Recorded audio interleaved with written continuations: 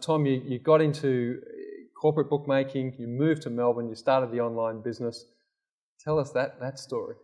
Yeah, I was probably very lucky. I sort of take it back to when I was a kid. My dad was always pushing me to, whether it was driving a car before I had a license, or I remember him letting me run his bookmaking stand when I'd only been doing it a week, and he went away on a holiday and he basically said, "Oh, you run it, you'll be right." And so he always gave me just empowered me with a huge amount of responsibility that definitely wanted me to sort of keep up to the challenge of it. Bookmakers embracing the internet around 2006, 2007 allowed the business to really go forward very quickly. But we found that we were losing market share overall to online bookmakers. So we basically took the profits from what was a good telephone on-course bookmaking business and put it into the internet. And I guess probably the biggest advantage we had were that we didn't have the experience in the online world, and we tried things very differently. But it was also our biggest disadvantage because I was probably 25 or 26 at the time, and you think you know it all. So I basically, everyone we employed in TomWaterhouse.com, we went from 3 people to 110 people before we sold. We got some really smart, talented people on board, but no one with basically a blueprint of how to run an online betting business. When I first got on board of actually managing the corporate environment and getting it to move quickly took some getting used to, but keeping that and keeping the ability to move fast and to be as quick and as fast paced as we were at TomWaterhouse.com is something that I push all the time, and we've moved very much in that way of, even though we're a big beast with scale, but really think of being a challenger in this market. And we've dramatically changed as a business. We've gone from really trading and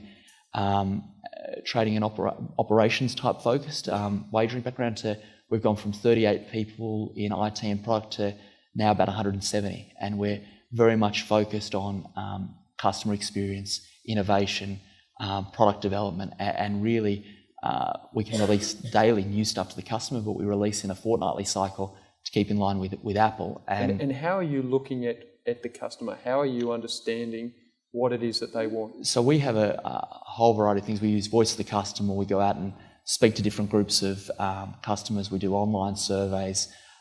We have feedback on the site. It's basically we have whole teams working on different parts of the website trying to understand what the customer, how we can optimise what we're doing, but also understand what might be something that they haven't even seen before or haven't got before. And we've done that with a product in Australia called Click to Call or In Play. And before you couldn't bet online on your mobile or on your website because the rules were done back 15 years ago. During play. Yep. And you could only do it by telephone. Now our telephone business has gone from quite a big business to basically nothing within William Hill. And so this customer problem of customers want to bet when the cricket's on today or the tennis is on, they want to bet while the game's on. And you might have a 5-day test match and they want to have a bet. And so we had this customer problem of, well, the law actually says that you have to have a telephone call, and the government doesn't really want to tackle a customer problem that we've got, even though they won't rewrite the laws. Yeah, even though every 2 weeks. What was happening is we were seeing that customers were forced to bet with illegal operators offshore.